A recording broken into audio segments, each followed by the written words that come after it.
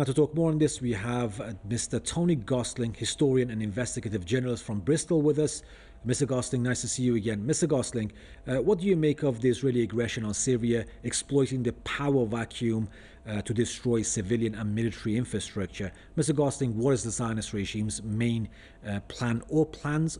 I believe one is to occupy more parts of the Arab country, which began with the occupied Golan Heights. Well, look, this so-called rebel army of terrorists that has taken over Syria, there's something funny going on, isn't there? Because if you think about it, it was 6 years it took for the Syrians to push these people out from the areas around Damascus all the way up to the north of Syria, and only 6 days for them to work their way back. So something strange is going on. This is not a normal war. I would suggest that you're looking at the great powers doing some sort of deal, possibly Trump waiting to take over and wanting very much to get this deal with the Russians, has made some sort of deal with Assad and the Russians, because of course, and the Syrians, because if you think about it, ever since World War II, Russia has been really the main superpower in Syria. So if Putin wanted to end the war in Ukraine, it would be quite sensible for him to do some sort of deal with Trump to finish that. And it might mean the Russians, for some time anyway, leaving Assad out in the cold and letting him come. But anyway, what you're talking about, which is the Israelis moving into Syria, is exactly to be expected. It's exactly what they've been doing in Gaza. It's, well, not so bad, obviously, because it's a much denser population in Gaza, and also, of course, in Lebanon. So this is part of something called the Greater Israel Plan, the Greater Israel Project, a map of Israel which is based on a British map, which was drawn up in 1922, which includes Jordan, by the way. Jordan, I think you better be aware of that they're intending to come your way too soon. And they want to expand Israel in a similar way as Hitler expanded Nazi Germany in the 1930s, taking over places like Austria and Czechoslovakia, Poland. Hey, back in the 1930s, they called it Lebensraum.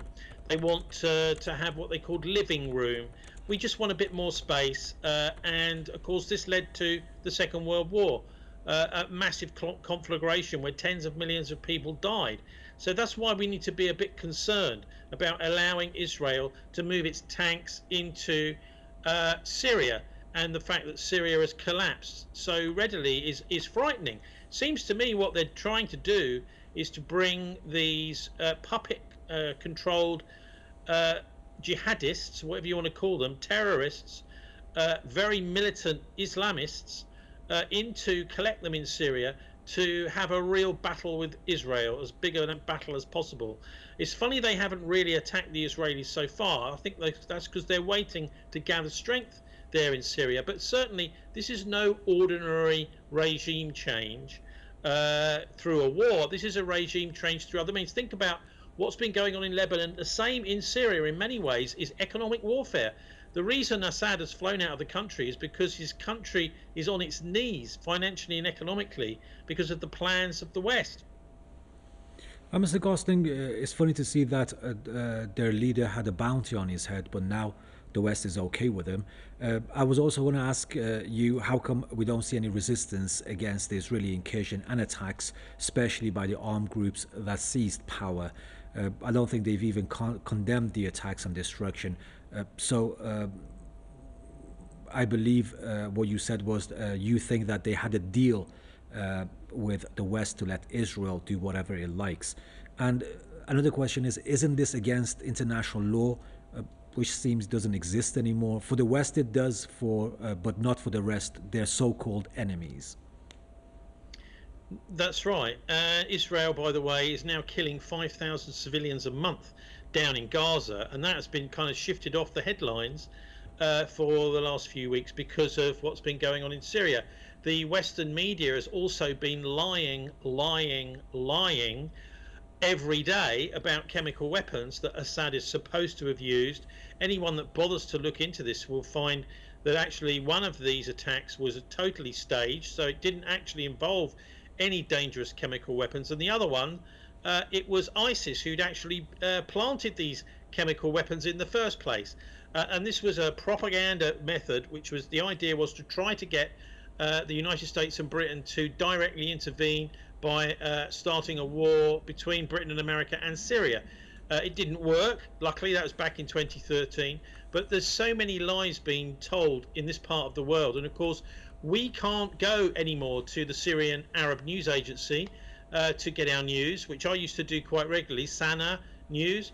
The Sana website, one of the last things they reported 3 weeks ago before the site went down, along it seems with the Assad regime and the attacks by the West. And I would suggest it's most probably the National Security Agency, or GCHQ, the British and American, or maybe the Israeli Unit 8200 that have taken that website down, because this is the way these hybrid wars work.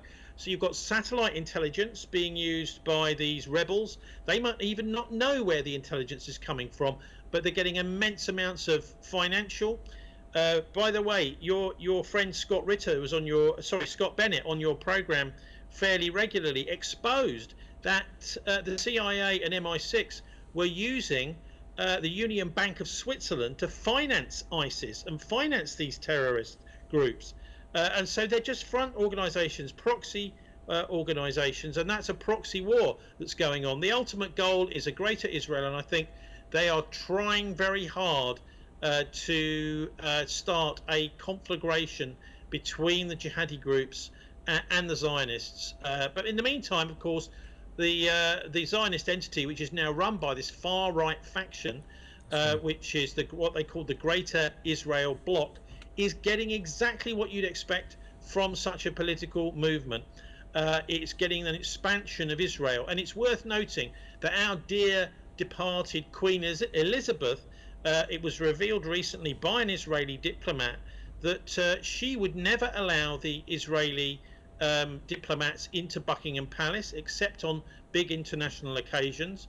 And she never visited Israel herself. She didn't want to visit Israel.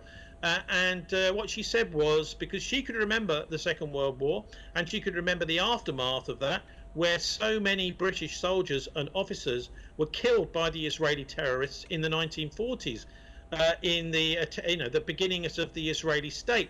Right. And she said that every Israeli leader is either a terrorist or the son of a terrorist, and I'm not having them anywhere near Buckingham Palace.